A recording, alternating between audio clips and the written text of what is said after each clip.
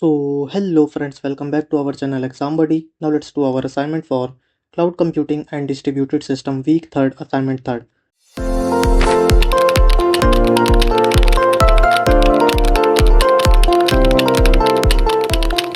So the first question is, what is the primary objective of the leader election problem in distributed systems? So these are the options, and now let's check the explanation.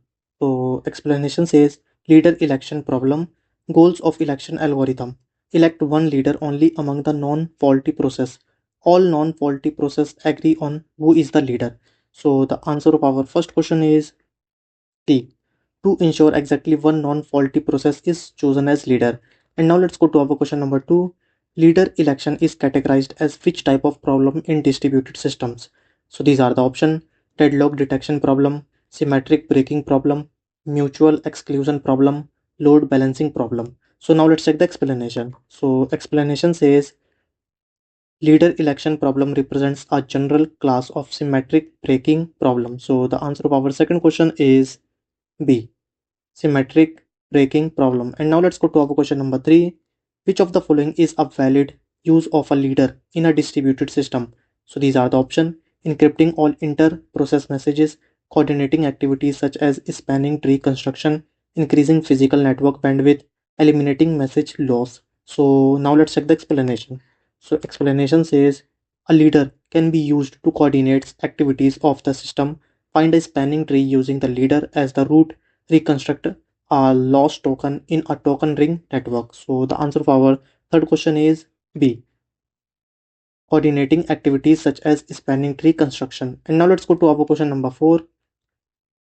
Why is leader election impossible in anonymous rings, even if the ring size is known? So these are the options: processes may crash arbitrarily, messages are delivered out of order, all processors start in identical states and remain indistinguishable, the ring is unidirectional. So now let's check the explanation. So explanation says, every processor begins in same state with same outgoing messages. Since anonymous, every processor receives same messages, does same state transition. So the answer of our fourth question is C. All processors start in identical states and remain indistinguishable. And now let's go to our question number 5. Which assumption enables leader election to become possible in ring networks? So these are the options: synchronous message delivery, knowledge of ring size, unique process identifiers, bidirectional communication. So now let's check the explanation. So explanation says, rings with identifiers assume each processor has a unique ID. So the answer of our fifth question is C. Unique process identifiers. And now let's go to our question number 6. The LCR algorithm elects which process as the leader. So these are the options: process with smallest identifier, process closest to initiator, process with largest identifier, process that sends the first message. So now let's check the explanation. So explanation says, correctness elects processor with largest ID. So the answer for our sixth question is C. Process with largest identifier. And now let's go to our question number 7. What is the roast case message complexity of the LCR algorithm? So these are the options: O of n, O of n log n, O of log n, O of n square. So let's check the explanation. So explanation says, O of n square message LE algorithm, Leland change Robert LCR algorithm. So the answer of our seventh question is D. And now let's go to our question number 8. In the LCR algorithm, what happens when a process receives its own identifier back? So these are the options: it forwards the identifier again, it declares itself leader, it discards the message, it starts a new election. So now let's check the explanation. So explanation says, Leland change Robert LCR algorithm. If J is equal to ID, then elect self. This processor has won. So the answer of our 8th question is B. It declares itself leader. And now let's go to our question number 9.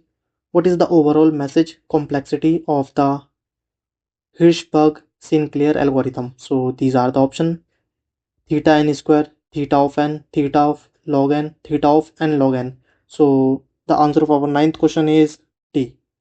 Theta of n log n. And now let's go to our question number 10. In the ring election protocol, messages are forwarded in which direction? So these are the options: randomly, both clockwise and counterclockwise, clockwise only, based on process identifier. So let's check the explanation. The explanation says ring election, all messages are sent clockwise around the ring. So the answer of our 10th question is C, clockwise only. And now let's go to our question number 11. What is the worst case message complexity of the ring election protocol without failure? So these are the options: n, 2n, 3 of n minus 1, n square. So let's check the explanation.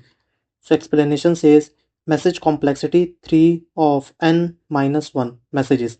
So the answer of our 11th question is C. And now let's go to our question number 12. Zookeeper is best described as, so these are the options: a distributed database for big data storage, a centralized locking kernel for coordination, a message passing middleware, a distributed computation engine. So let's check the explanation.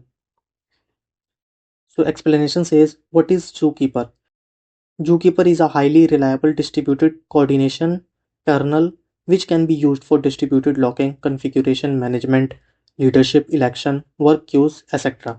So the answer of our 12th question is B, a centralized locking kernel for coordination. And now let's go to our question number 13. Which Zookeeper design goal ensures updates are processed in strict order? So these are the options: replicated, fast, ordered, durable. So let's check the explanation. So explanation says ordered. Zookeeper stamps each update with a number, reflects the order of transactions. So the answer of our 13th question is C, ordered. And now let's go to our question number 14.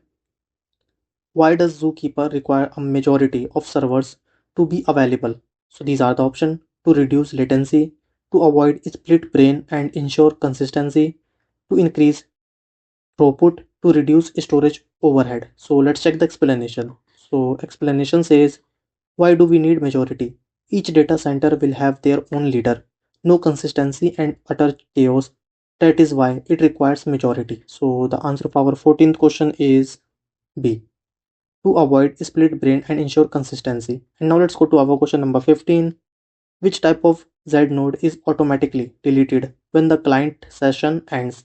So these are the options: persistent, sequential, replicated, ephemeral. So now let's check the explanation. So explanation says ephemeral. Ephemeral node gets deleted if the session in which the node was created has disconnected, though it is tied to client session but it is visible to the other users. So the answer of our 15th question is D, ephemeral. Now submit your answer.